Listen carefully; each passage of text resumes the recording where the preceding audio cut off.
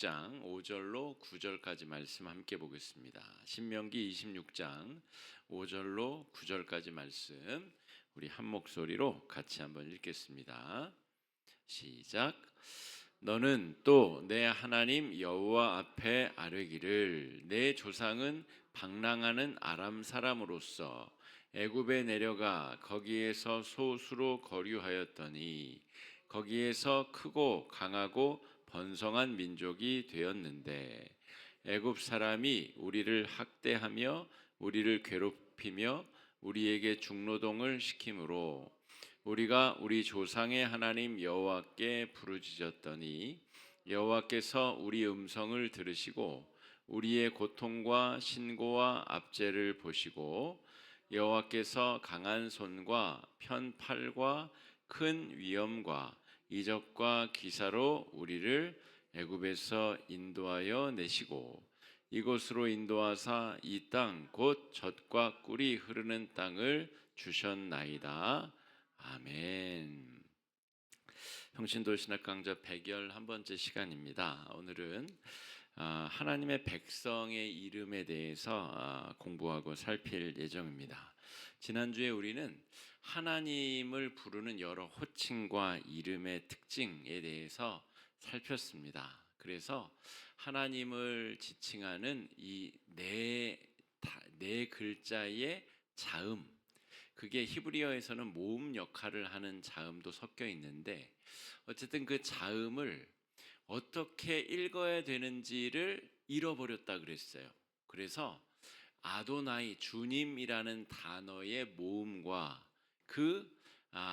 이 야훼를 뜻하는 이 네 자음을 합쳐가지고 그렇게 이제 대충 불렀다는 것이죠. 그러다가 이제 여러 다른 사본들이 발견되면서 그 당시에 그 단어를 부르는 표현이 야훼 혹은 야외에 가까운 발음이다.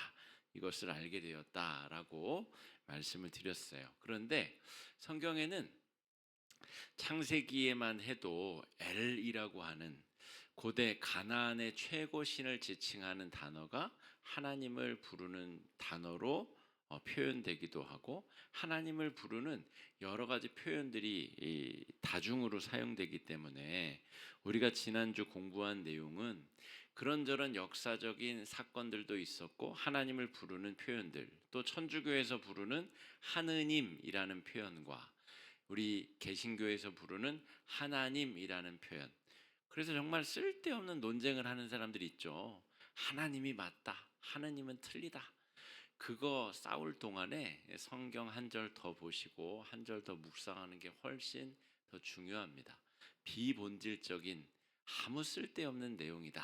그래서 영어의 God이라고 하는 표현도 저 고대 게르만어의 신을 뜻하는 단어에서 온 거기 때문에 그게 성경에 등장하는 창조주 하나님하고 아무 상관이 없잖아요. 그런데 영어권에 있는 대부분의 사람들은 God이라고 쓰잖아요. 그러니까 하나님을 뭐라고 부르는가 보다 중요한 것은 하나님이 어떤 분이신가, 하나님이 어떤 속성을 가진 분이신가, 하나님이 왜 이 땅에 인간으로 오셨고 심지어 우리 더러운 마음 한복판에 하나님이 성령으로 임하셨는가, 그것을 이해하고 깨닫는 것이 한 1000만 배, 수천 억만 배는 더 중요하다. 이런 내용을 공부했습니다. 오늘은 하나님의 이름을 우리가 지난주에 배웠으니까 이번 주에는 우리가 하나님의 백성을 지칭하는 표현에 대해서 우리가 공부를 해보겠습니다. 자, 창세기에 아브람을 부를 때 히브리 사람이라고 자기 자신을 칭합니다. 성경에 히브리 사람 아브람을 히브리 사람이라고 칭하는데 제가 나눠드린 우리 선서지에 보면 갈대아 우루 혹은 하람이라고 되어 있는데 하란이 맞습니다. 성경에 제가 오타입니다. 갈대아 우루는 아브라함의 본 고향을 말하고요. 하란은 아버지와 형제들과 함께 이주했었던 저 북쪽에 있는 도시를 하란이라고 부릅니다. 그런데 그 갈대아 우르 사람이나 하란 사람이라고 칭하지 않고 자신을 성경은 아브라함을 히브리 사람이다라고 부른다는 것이죠. 그리고 요셉이 이 보디발의 아내의 유혹을 뿌리칠 때 보디발의 아내가 괘씸해 가지고 누명을 씌우잖아요. 그때에도 당신이 여기 데리고 온 저 히브리 노예가 나를 겁탈하려 했다, 이런 이야기를 합니다. 한번 살펴봅시다. 창세기 14장 13절 읽어보겠습니다. 시작. 도망한 자가 와서 히브리 사람 아브라함에게 알리니 그때에 아브라함이 아모리 족속 마므레 상수리 숲을 근처에 거주하였더라. 마므레는 에스골 형제요 또 아넬의 형제라. 이들은 아브라함과 동맹한 사람들이더라. 우리 황춘정 권사님, 고향이 어디세요? 이렇게 물어보면 뭐라고 대답하세요? 네, 진주 출신입니다. 저 고향이 진주입니다. 이렇게 대답을 하신대요. 대부분 그렇게 이야기할 겁니다. 자기의 유소년 시절 혹은 어렸을 때 태어난 곳, 이런 곳을 내 출신, 내 고향 이렇게 지칭하죠. 그런데 왜 아브라함을 지칭할 때는 히브리 사람이라고 했을까? 이것이 우리가 오늘 공부할 중요한 포인트입니다. 자, 창세기 39장 14절 읽어보겠습니다. 시작. 그 여인의 집 사람들을 불러서 우리에게 데려오다가 우리를 희롱하게 하는도다. 그가 나와 동침하고자 내게로 들어오므로 내가 크게 소리 질렀더니 라고 되어 있습니다. 여기서도 요셉을 지칭하기를 히브리 사람이라고 지칭한다는 거죠. 히브리는 어원이 여러 가지 있습니다. 물론 우리가 지금 신학을 공부하긴 하는데 진짜 신학대학원에 들어가서 또 신학대학교 일반 대학원에 들어가서 구약학을 전공하고 히브리어를 연구하고 그런 사람들은 아니잖아요. 우리가 평신도 신학 강좌잖아요. 그러니까 히브리라고 하는 단어의 어원을 크게는 두 줄기로 이해할 수 있습니다. 그래서 이브림, 이브리 사람이라고 할 수 있는 이브림이라는 단어를 어원으로 보는 학자들도 있습니다. 이것은 건너왔다, 크로스오버했다는 말입니다. 그러니까 아브라함이 저 갈대아 우르에서 저 북쪽의 하란으로 갔다가 하란에서 아버지와 형이 죽고 자기 조카와 아내를 데리고 이제 남쪽 가나안 땅으로 내려오잖아요. 그 모든 과정을 건너왔다, 이브리 사람이다, 이브림이다 이렇게 해석하는 사람들도 있고요.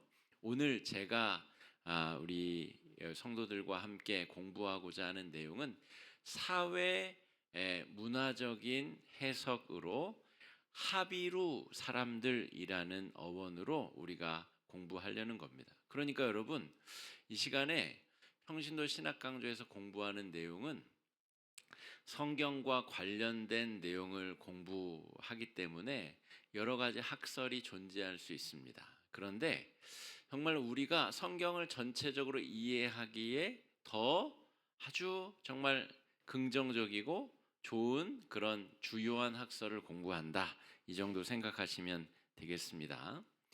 히브리는 그래서 이브림으로 그 어원을 해석하는 사람들도 있지만 이것은 좀 제한적인 의미라고 볼 수 있고요.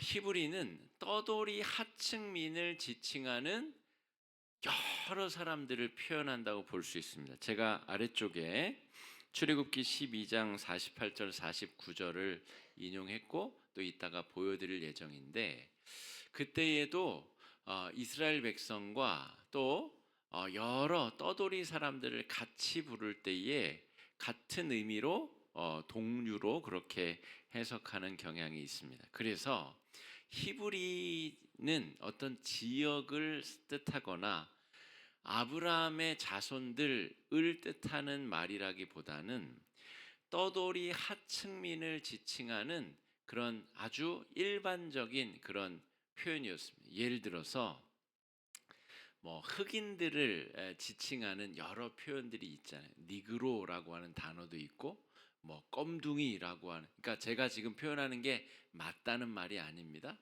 여러 흑인들을 표현하는 여러 표현들이 있는 것처럼 당시에 이 일반적인 하층민, 게다가 이 목축업을 하는 떠돌이 사람들을 이 하비루, 히브리라고 불렀다는 것이죠. 그런 의미로 지금 이 사람들이 떠돌고 떠돌다가 가뭄을 만나서 애굽 땅에 들어온 사람들이다, 이런 표현을 하고 있다는 거죠. 자, 창세기에 아브라함이 이 가나안 땅에 내려왔다가 그 즉시로 가뭄을 만나서 애굽에 내려갑니다. 애굽에서 자기 아내를 누이라고 속였다가 큰 사건이 벌어지죠. 그 때문에 어쨌든 많은 재물과 재산을 이집트 황제에게 얻어가지고 다시 가나안 땅으로 돌아오죠. 그것을 종잣돈으로 해서 이 아브라함이 많은 막대한 재산을 또 마련하기도 합니다.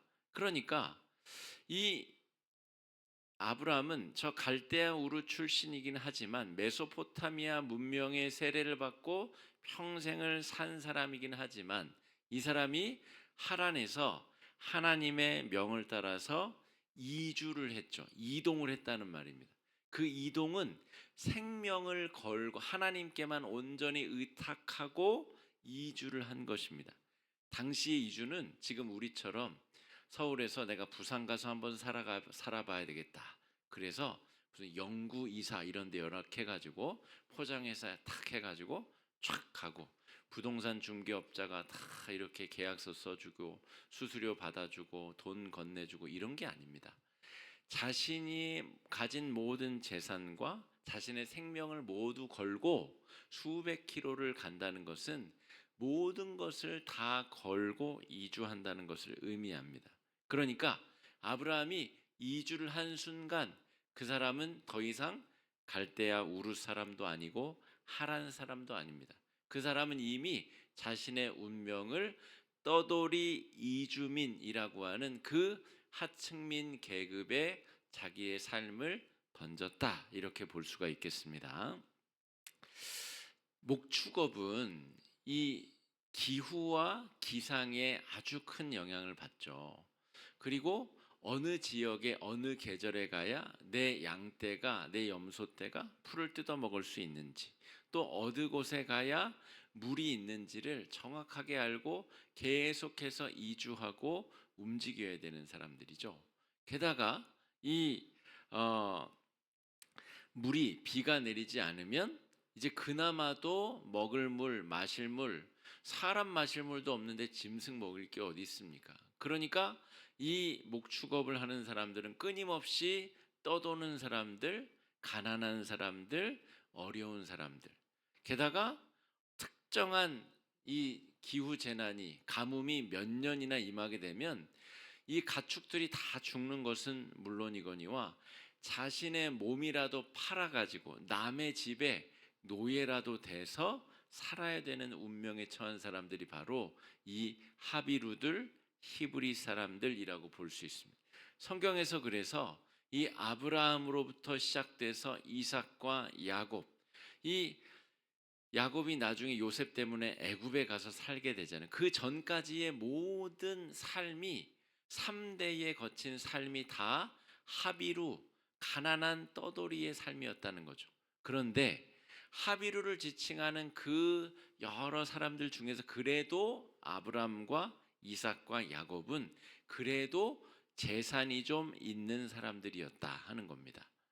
하나님이 어떤 특정한 기회에, 그것도 아브라함이 자신의 부인을 누이라고 속여가지고 이 이집트 왕의 부인이 될 뻔하다가 하나님이 경고하셔서 아내 돌려받고 이 상당한 예물을 받아서 그렇게 해서 부자가 된 사람들인데도 불구하고 저 이집트 문명에 살던 사람들에 비하면 아주 하찮은 떠돌이 가난뱅이 사람들에 불과했다라고 하는 겁니다.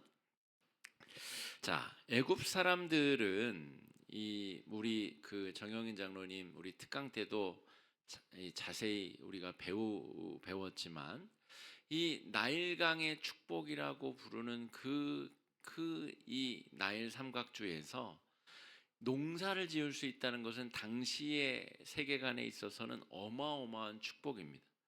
내가 움직이지 않아도 되는 거예요. 근데 특별하게 다른 지역으로 가서 양떼를 풀을 뜯기고 또 다른 곳으로 가서 물을 먹이고 이런 불안하고 초조한 삶을 살지 않아도 된다는 말입니다. 이 강이 흐르고 봄마다 강물이 범람해서 땅이 비옥해지고 그래서 씨를 뿌리면 농작물이 막 자라나고 이런 축복은 당시의 세계관으로서는 굉장한 축복입니다. 그래서 농업사회가 당시 사회로서는 잘 사는 사람들, 부자 나라를 뜻하는 의미입니다. 그래서 아브라함도 또 야곱도 이삭도 끊임없이 이 가뭄을 만나면 이집트로 곡식을 구걸하러 내려옵니다. 그러니까 당시에 가난한 하비루들, 히브리 사람들 중에서 아브라함과 이삭과 야곱이 그래도 비교적 자기 양떼를 가지고 있는 비교적 부유한 목축업자들이었지만 그들도 가뭄이 닥치면 여지없이 애굽으로 그 작물을 사러 올 수밖에 없는 그런 떠돌이 유목민들이었다라고 하는 것이죠. 이에 비해서 목축업을 하는 사람들은 필연적으로 움직이고 이동해야 되고 그 사이에 이동하는 중에 어린 양들, 어린 염소들은 이리와 승냥이와 늑대와 곰에게 습격을 받아서 잃기도 하고 또 이 아말렉과 같은 아주 악한 독종과 같은 민족들이 끊임없이 습격을 하기 때문에 그 어려움으로부터 자기 자신을 스스로 방어해야 되는 그래서 아브라함이 조카 롯을 구하러 갈 때 자기 가정의 이 그 종들을 데리고 조카 롯을 구하러 가는 일이 벌어지죠. 그러니까 이 목축업을 하는 하비루들 히브리인들은 여러모로 어려운 겁니다. 자기가 먹고 살 것을 위해서 끊임없이 이동해야 되고 약탈과 공격을 피하기 위해서 이 집안 안에 이 군사를 그러니까 경호원을 대동하고 살아야 되는 아주 힘들고 척박하고 어려운 사람들이었다라고 하는 거죠. 이것이 우리가 아브라함과 이삭과 야곱을 바라보는 우리의 시각이 개선돼야 되어지는 부분입니다. 우리가 아브라함과 이삭과 야곱을 우리가 왜곡된 관점으로 보게 되면 이런 지금 상황을 전혀 이해하지 못하고 볼 수 있다라고 하는 것이죠. 자, 창세기 40장 15절 말씀 읽어보겠습니다. 시작. 나는 히브리 땅에서 옥에 갇힐 일은 행하지 아니하였나이다. 자, 히브리 땅에서 끌려온 자다라고 하고 있어요. 그러니까 이 주로 목축업을 하는 사람들이 어디에 살았는가라고 하면 우리가 약속의 땅이라고 불리던 그 가나안 땅이 히브리 사람들이 살던 땅, 말해서 목축업을 하던 가난한 히브리인들이 주로 거주하던 땅이 우리가 약속의 땅, 젖과 꿀이 흐르던 땅으로 알고 있는 가나안 땅이다라고 하는 거죠. 실제로 거기에서 요셉이 끌려왔고 그리고 자기 자신을 히브리 땅에서 끌려온 히브리 사람이다 이렇게 묘사하고 설명하고 있다라고 하는 거예요. 아까 이 히브리라고 하는 말의 어원을 이브림이라고 하는 단어에서 유래했다라고 보는 학설도 있다라고 말씀을 드렸죠. 그런데 또 다른 우리가 공부하고 있는 이 하비루설은 이집트의 그 카이로 남쪽으로 300km 정도 밑에 쪽에 그 강줄기를 따라서 쭉 요 이제 남쪽 상부 이집트죠. 그게 장로님 아래쪽이 그 아래쪽에 아마르나라고 하는 곳이 있습니다. 아마르나에서 토판들이 발견됐어요.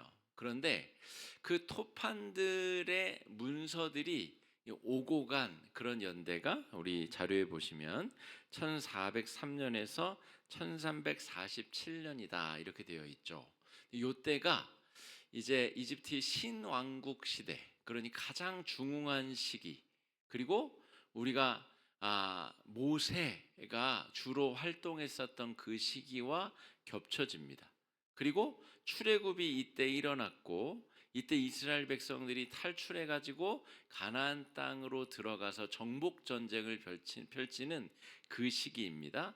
그런데 그때에 그 일대가 다 이집트가 통치하는 영역이었거든요. 그런데 이 아마르나 문서에서 등장하는 토판으로 오간 서신의 내용들이 뭐냐면, 이집트 파라오 황제에게 가나안 땅의 총독들이 보낸 문서, 토판 문서, 그러니까 지금 양피지나 종이 이런 게 아니라 토판에다가 이렇게 쐐기 문자처럼 새긴 문서들이 오갔는데, 그 내용에 하비루라고 하는 단어가 125회가 등장하고, 그 내용의 대부분은 이집트 황제 페하시여 당신의 영지에서 하비루들이 끊임없이 침노하고 침탈하고 우리의 제국을 무너뜨리는 일들이 벌어지고 있습니다. 그런 보고서가 계속 올라온 내용이 이 아마르나 문서의 내용입니다. 그러니까 모세가 이스라엘 백성들을 탈출시켜서 40년간 광야에서 광야의 훈련 시간을 거치고 이제 요단강을 건너서 가나안 땅에 들어가서 펼쳐지는 이 출애굽기에 그 정복전 가나안 정복 전쟁 이야기가 그대로 보고서 형식으로 전해진 내용이 아마르나 문서다라고 하는 거죠. 그러니까 이브림설도 있지만 그것은 아브라함과 관련해서 그가 먼 땅에서부터 이주한 사람이다, 그런 의미가 있는 단어 해석이고요. 사회 문화적인 해석은 이 아마르나 토판 문서를 토대로 당시의 하비루, 이 히브리어로 따지자면 이 자음이 같습니다. 하비루와 히브리 자음이 같죠. 그리고 히브리어 모음은 주후 6세기부터 11세기 사이에 만들어졌다, 제가 말씀을 드렸죠.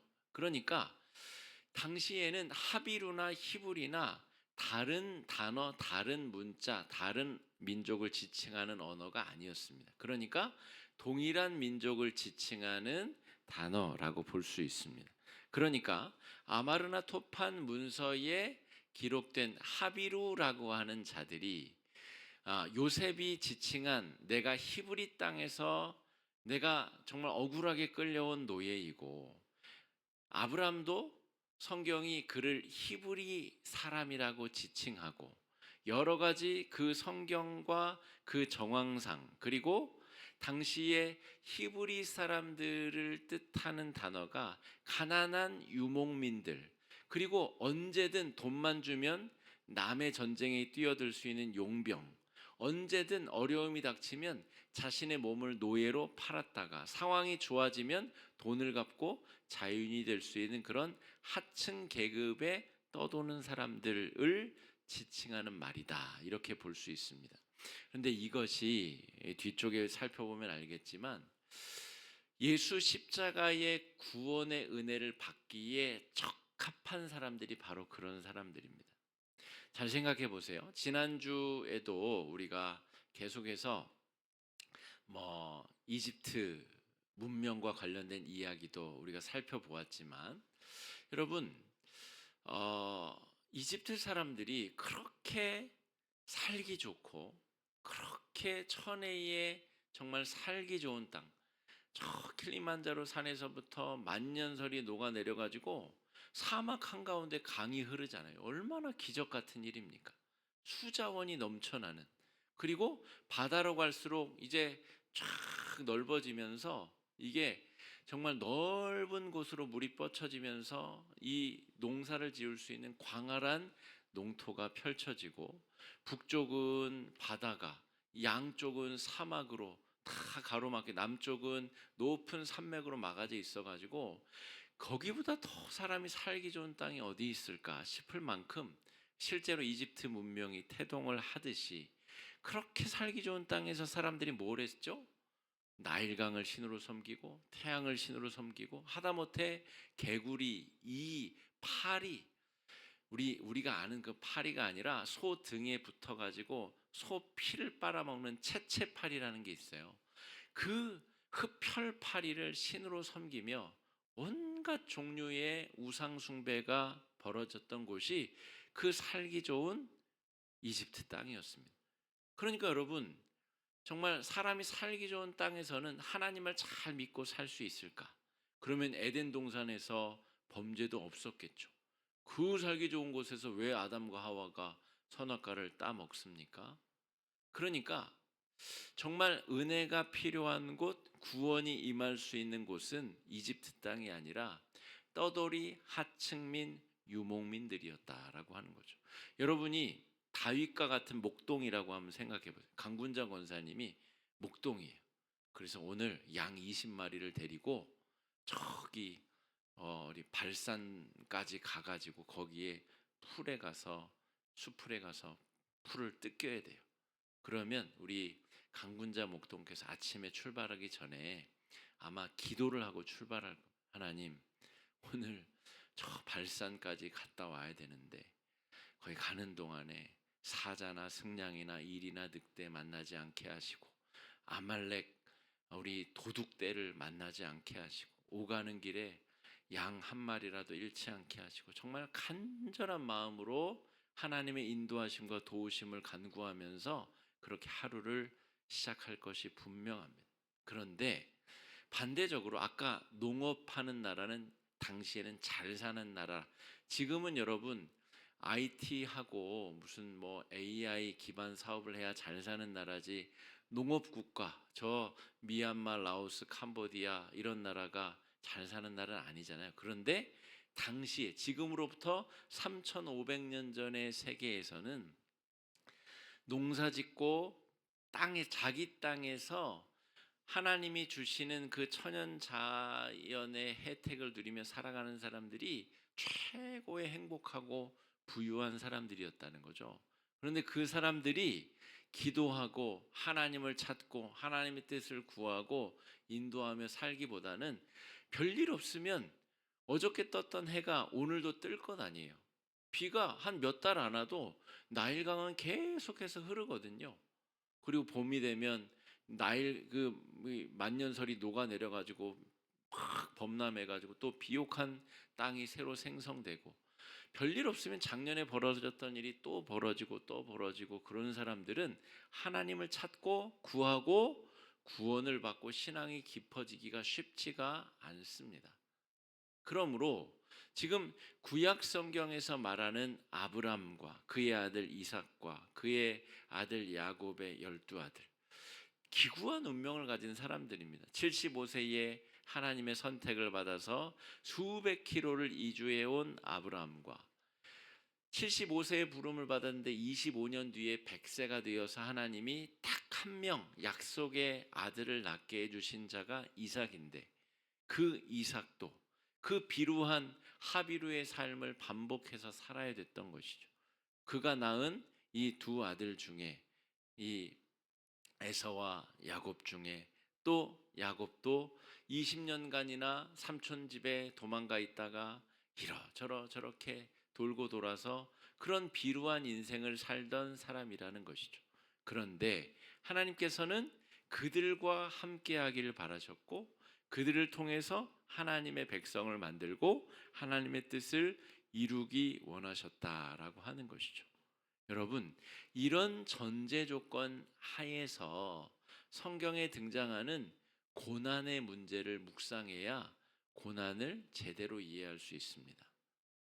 여러분, 우리는 고난이 닥치면 1초라도 빨리 거기서 빨리 벗어나고 싶고 그것을 벗어나는 것이 하나님의 뜻이 분명하다라고 우리 스스로가 그렇게 믿고 그렇게 기도하잖아요. 물론 그 말도 맞습니다. 고난 가운데 있고 싶은 사람이 어디 있겠어요. 그런데 고난 가운데 하나님을 만날 가능성이 몹시 높아진다는 것이 구약 성경과 오늘 새벽에도 우리가 묵상했죠. 부활의 아침에 가장 먼저 부활의 몸을 보여주신 분이 누구죠? 보여준 사람이 막달라 마리아입니다.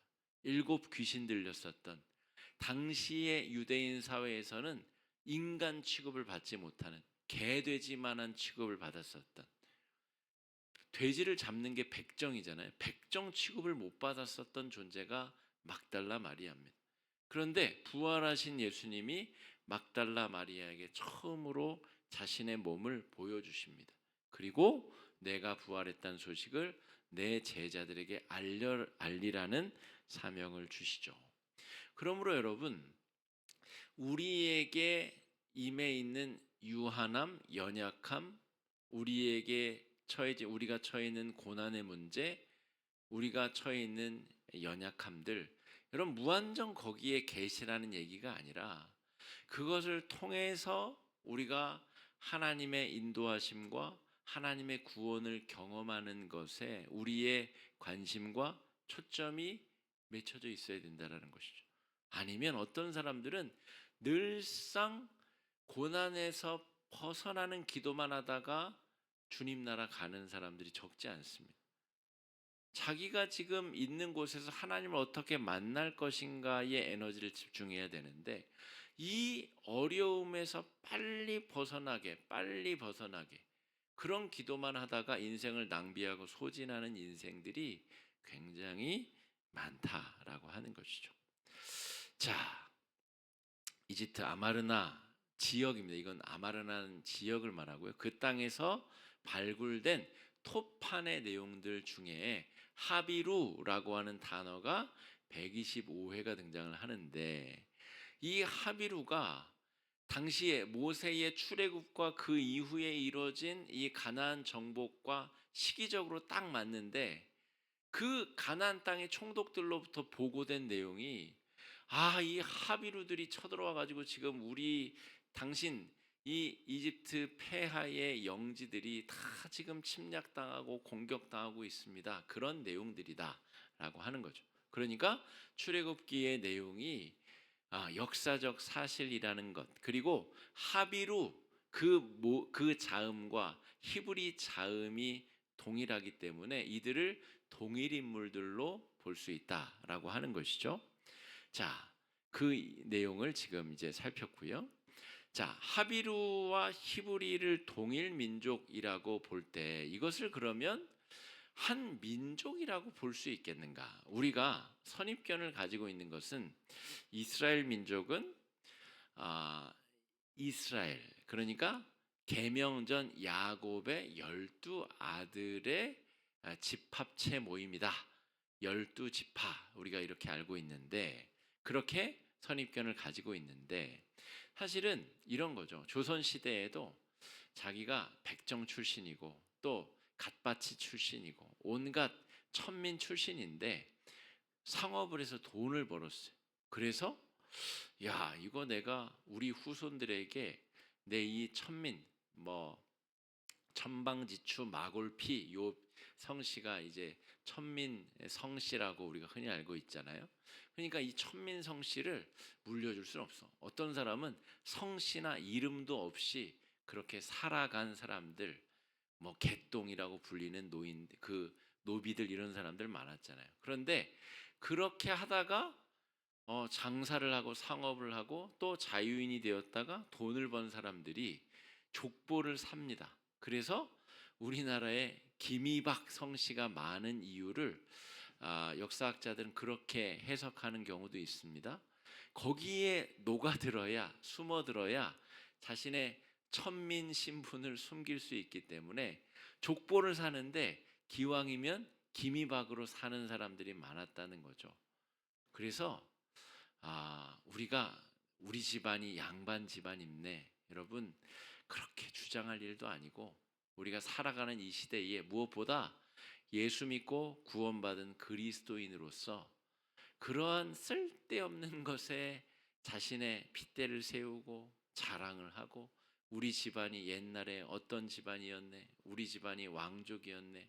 쓸데없는 곳에 에너지를 집중하는 것은 영성생활에, 우리의 신앙생활에 전혀 도움이 되지 않는다라는 것을 기억하실 필요가. 이 말씀을 왜 드리냐면, 노비였다가 백정이었는데 돈 벌어가지고 정육 사업을 크게 해서 돈을 벌었다 칩시다. 그래서 야, 기왕이면 성씨를 살려면, 족보를 살려면 우리 왕족의 이씨 가문의 족보를 사야 되겠다. 그래서 어떤 이 왕족 가문의 반계 가문의 족보를 샀다고 칩시다.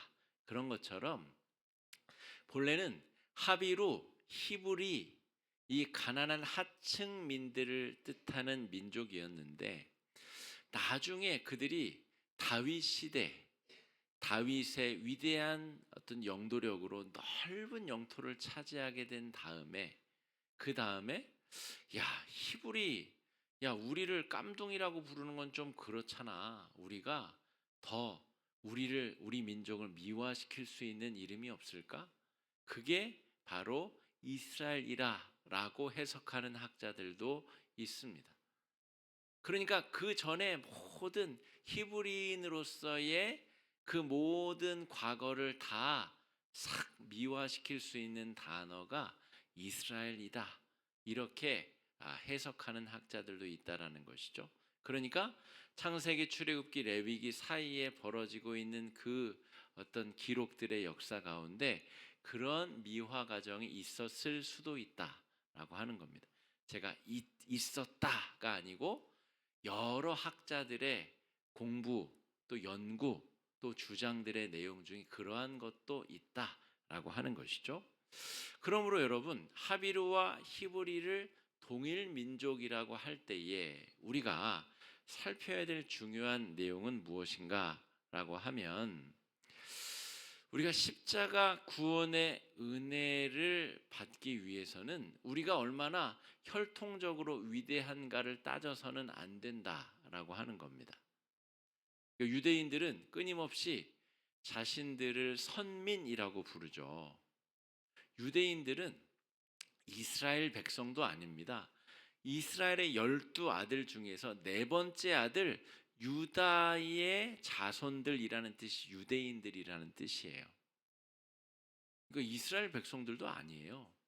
사실 이스라엘 백성들 중에 대부분 11지파 정도가 다 북이스라엘 사람들이었고, 이 사람들은 아수르에 멸망했다가 다 피가 섞여서 소수에 돌아오는 사람들이 바로 사마리아인들이라 부름을 받았습니다. 그렇게 유대인들로부터 지탄을 받았었던 사마리아인들. 그러니까 유대인들은 그 12 중에서도 우리가 얼마나 거룩한 족보로 선택이 되었으면 유대인으로 선택을 받고, 우리가 그 중에서도 남아서 지금 다시 예루살렘 이 유대 땅으로 돌아와서 살게 된 민족인가, 그런 선민 사상을 주장하는 사람들이다라고 하는 것이죠.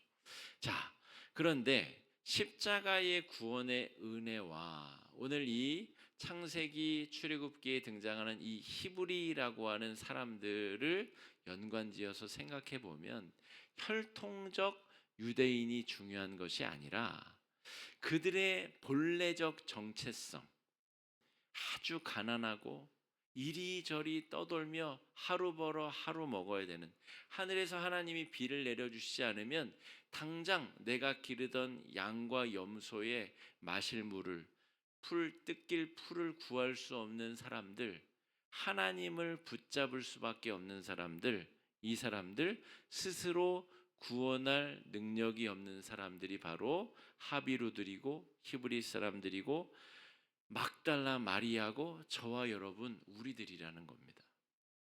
여러분, 그래서 자신의 능력으로 자신을 구원할 수 있다라고 착각하는 사람들은 십자가 앞에 나아가기 어렵습니다. 그렇게 자기 자신을 오해하게 만들 수 있는 대표적인 것이 돈이죠. 사회적 명성이죠. 사회적 많이 공부한 지식이죠. 이런 것들이 있으면 이런 것들이 내 삶을 안전하게 지켜줄 것이라고 착각하게 만듭니다. 자식들이 출세하고 대기업 다니고 막 시집장가 잘 가고 남들 없는 막 그 자녀의 축복받고 잘 먹고 잘 살고 그 자녀들이 때면 시가 되고 때가 되면 여행도 보내주고 잔치 벌여주고 이러면 자신은 영원히 살 수 있을 것처럼 착각합니다. 내가 스스로 내가 이룩한 업적으로 내가 구원받을 수 있다라고 착각한다는 것이죠. 그게 바로 애굽 사람들이 빠진 맹점이죠. 그런데 그들이 하나님 앞에 나아간 것이 아니라 개구리를 신으로 섬기고 나일강을 섬기고 파리를 섬기고 그럼 온갖 종류의 우상 숭배와 죄악으로 자기 자신을 몰아넣었다라고 하는 것이죠. 스스로 구원할 수 없는 이들이라고 하는 하비루의 정체성, 히브리의 정체성, 막달라 마리아의 정체성, 삭개오의 정체성, 38년 된 병자의 정체성, 이들이야말로 구원에 합당한 사람들, 결함 많은 사람들, 스스로의 능력으로 구원할 수 없는 사람들, 이 사람이 바로 구원에 합당한 사람들, 십자가의 보혈의 은혜가 꼭 필요한 사람들이다라고 말할 수 있습니다. 여러분, 제가 히브리 사람이라는 표현을 이브리라고 하는 단어를 통해서 설명할 수도 있겠죠. 그런데 여러 학자들의 주장 중에 저는 이 하비루 사람들이라고 하는 어원을 주장하는 학자들의 주장이 복음을 이해하는 데 훨씬 더 유용하다고 생각해서 성도들과 나누는 겁니다. 이브리 사람들 이 주장이 틀리다는 말도 아니고 그게 얼토당토 않다는 말을 하고 있는 게 아닙니다. 그런 주장이 있죠. 저는 밥만 먹고 이 성경과 배경을 연구하는 신학자는 아니잖아요. 성도들에게 성경을 어떻게 하면 잘 가르칠까를 연구하는 목사잖아요. 그 중에서 이 하비루라고 하는 이 민족적 어원, 그리고 아마르나 문서에 등장하는 하비루라고 하는 이 표현, 이것이 출애굽기를 이해하고 또 당시에 아브람과 이삭과 야곱을 이해하고 히브리 민족의 정체성을 이야기하고 또 예수께서 만나주신 그 다양한 시대적 하층민들, 구원으로부터 멀어져 있는 사람들, 스스로의 능력으로 절대로 자신을 구원할 수 없는 사람들, 이게 다 한 줄기로 엮어져 있다는 이야기를 하고 있는 겁니다. 자, 그래서 여러분, 내가 바로 그런 사람인가를 발견하는 것이 중요합니다. 내가 히브리 사람인가? 내가 하비루인가? 자, 출애굽기 12장 48절을 한번 읽어보세요. 48절 49절 읽어보겠습니다. 시작. 너희와 함께 거류하는 타국이니 그 모든 남자는 할례를 받은 후에야 가까이하여 지킬지니 곧 그는 본토인과 같은 될 것이나 할례 받지 못한 자는 먹지 못할 것이니라. 여기 이게 이 법이 동일하니라 하셨으므로, 여기서 하고자 하는 얘기는 뭐냐면 쓸데없는 선민 사상에 빠져 있는 것처럼 불쌍한 영혼들이 없다는 거예요. 그러니까 히브리인들이라는 말은 혈통적인 야곱의 DNA가 들어있는 사람들을 말하는 게 아니라는 말입니다. 당시에 이 애굽의 노예 생활 430년 동안 노예 생활을 하던 사람들 중에 여러 이방 민족들이 다 같이 섞여 살았고 출애굽할 때 같이 나왔다는 거예요. 이 사람들이 하나님과 계약을 맺죠. 어디서? 시내산 밑에 시내 광야에서. 모세가 40일 동안 올라갔다가 내려왔을 때 범죄했다가 다시 올라가서 언약을 맺고 내려오죠. 계약서를 쓴 사람들이 바로 성경에 등장하는 이스라엘 백성인데 그 정체성은 히브리 노예들이었고 떠돌이 하층민 유목민들, 언제 어디서는 자기 목숨을 내놓아서 노예로 팔 수 있는 떠돌이 가난한 사람들, 자기 스스로를 스스로 구원할 수 없는 사람들, 이 모든 사람들을 통칭하는 그래서 하나님이 광야로 불러내서 계약서를 새로 쓴 사람들, 이게 바로 이스라엘 백성들, 히브리인들, 하비루 노예들의 정체성이다라고 하는 거죠. 자, 여기서 한 가지 더 공부할 것은 뭐냐면 고대에 종교가 하는 기능이 뭐였느냐라고 하는 거예요. 하비루를 공부했으니까 그러면 당시의 고대 사회에서 종교가 했었던 기능과 하비루 사람들에게서의 종교의 의미가 어떻게 다른지를 공부해야 됩니다. 이것 자체가 한 주를 또 공부해야 될 내용인데요. 그럼 시간이 너무 길어져서 오늘 같이 묶어서 좀 공부를 할 예정입니다. 고대 세계에서는 종교가 네 가지 큰 기능을 했는데 첫 번째는 체제를 유지하는 기능이었어요. 그러니까 한 종교를 믿어야 체제를 유지시키기가 좋다는 거죠. 지금 중국이 저 신장 위구르 이슬람을 믿는 사람들 때문에 아주 골치가 아프거든요. 저 티베트 불교를 믿는 사람들하고 또 아주 갈등과 어려움이 있거든요. 그러니까 온 나라가 한 종교를 믿으면 아주 심플해지기 때문에 이집트에서도 다신교 사회이지만 그들이 다 하나로 얽혀 있기 때문에 한 종교를 믿는다고 보시면 됩니다. 그러니까 체제를 유지하는 중요한 기능을 종교가 했다는 거죠. 또 왕의 정책을 지지하는 기능. 당시 고대 사회는 왕이 곧 신이거나 신의 가장 큰 대제사장이었던 사회이기 때문에 왕이 전쟁하고 싶으면 신의 이름을 빌어서 야 신이 전쟁하라 하신다 하고 다 전쟁에 끌고 나가면 되는 겁니다. 왕의 정책을 지지하는 기능이 있었고요. 세 번째는 왕실과 또 성전이 같이 있었어요. 예루살렘도 성전과 다윗 왕궁이 떨어져 있긴 했지만 사실은 한 도시 안에 있다라는 것은 같은 기능을 했다라는 거죠. 그래서 예수님 당시에는 예수님이 성전을 다 뒤집어 엎은 이유가 성전에서 발생하는 여러 헌금으로 뇌물 바치고 빌라도에게도 가고 헤롯에게도 가고 자기들도 다 나눠 쓰고 이런 기능들을 했기 때문입니다. 그래서 왕궁에 성전이 붙어 있거나 그래서 왕궁 재산을 이 성전에 넣어서 같이 관리를 하거나 그것을 증대시키는 기능을 했다는 거죠. 네 번째는 심리적으로 백성들을 지배하는 역할을 하였습니다. 이런 고대의 종교의 기능과 히브리인들, 이 하비루 노예들의 하나님은 어떻게 다른가를 구분하는 것이 필요하다는 것이죠. 하나님께서 이집트 이 헤롯의 정책을 지지하고 모세를 막 세우고 모세 당을 만들어서 모세를 추존하는 사람들을 더 세우기 위해서 하나님께서 이스라엘 백성들을 이끌어내셨나요? 그렇지 않습니다.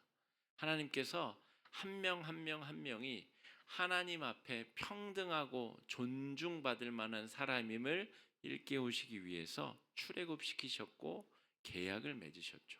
그러므로 당시 고대에 아주 숱한 여러 메소포타미아 문명과 이집트 문명과 여러 문명들이 있었지만 그 문명들에서 자신들의 이익을 위해 고안해낸 종교와 하나님께서 하신 일은 굉장히 다른 특징을 보이고 있다는 거예요.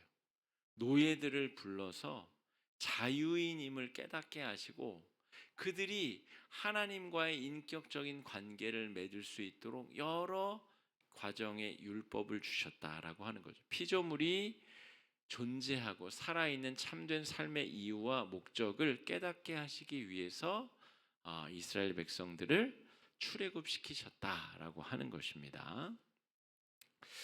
여러분 그래서 우리가 오늘 공부한 내용을 좀 종합해 보자면 이것입니다. 우리가 십자가의 은혜를 경험한 사람들인데 그 십자가의 은혜를 받기 위한 전제 조건은 무엇이냐면 내가 나의 노력과 의지와 나의 열정으로 내 죄의 본성을 끊어낼 수 없음을 인정하는 사람들만 구원에 합당한 사람들입니다. 내가 이 땅에 사는 동안 내 노력으로 재산을 불릴 수도 있고 공부를 많이 할 수도 있고 또 여러 가지 복을 누리면서 살 수 있죠. 그러나 그것은 이 땅의 한한 문제입니다. 죽음을 넘어서는 순간 우리는 내가 나의 구원의 문제를 내가 스스로 주장할 수 없음을 고백하고 인정할 수밖에 없는 거예요. 그러한 사람들에게만 십자가의 은혜가 임할 수 있습니다. 십자가의 은혜를 누릴 자격이 있다라는 거죠. 그러므로 돈이 아무리 많은 그리스도인들도 내가 영적인 하비루라는 사실을 고백하고 인정해야 됩니다. 내가 죽음의 강을 내 스스로의 능력으로 뛰어넘을 수 없다라는 사실을 인정해야 된다는 거죠. 예수 그리스도가 하나님과 나 사이에 유일한 대제사장 중재자가 되셔서 나를 구원하실 수 있는 유일한 분이 되신다는 사실을 고백할 수 있는 영적 합의루가 아니라면 우리는 구원을 맛보았다라고 말할 수 없는 겁니다. 하나님 잘 믿으면 애굽 땅을 차지할 수 있겠지. 나도 부자가 돼서 이리저리 떠돌지 않고 애굽 땅에서 농사지으며 살 수 있겠지라고 믿는 사람들은 구원을 경험할 수 없는 사람들입니다. 우리는 이집트 땅에 가서 이집트 사람들 내쫓고 그 땅을 차지하기 위해서 하나님을 믿는 게 아닙니다. 내가 누구인지를 발견하고 나를 왜 하나님께서 젖과 꿀이 흐르는 땅으로 나를 인도해 주시는지를 이해하고 깨닫는 사람들이 바로 구원에 합당한 영적 합의루들입니다. 오늘 공부한 대로 진짜 젖과 꿀이 흐르는 땅은 이집트 땅이에요, 여러분. 가나안 땅은 젖과 꿀이 흐르는 땅이 아닙니다. 그런데 왜 하나님이 그렇게 표현하셨어요? 그곳에서 하나님의 이끄심과 인도하심을 따라서 살아가는 사람들은 저 애굽 땅만한 천혜의 자연 조건이 아니더라도 하나님의 구원을 경험하고 하나님의 이끄심과 인도하심을 경험할 수 있는 진짜 천국을 맛볼 수 있기 때문에 중의적인 의미로 비유적인 의미로 그렇게 표현한 것입니다. 매일매일 우리가 영적 합의루임을 인정하고 하나님의 이끄심과 인도하심을 매일매일 경험하고 맛보고 오늘 하루 하나님께서 내 안에서 나와 동행하시며 나에게 무슨 말씀을 하시며 내 삶을 어떻게 인도해 주시고 이끌어 주실지를 맛보고 경험하는 사람이 바로 구원받은 선민들, 하나님의 귀한 백성들임을 믿습니다. 그런 은혜가 여러분과 함께 하시길 주의 이름으로 축복합니다. 이 시간에 4가지 정도 기도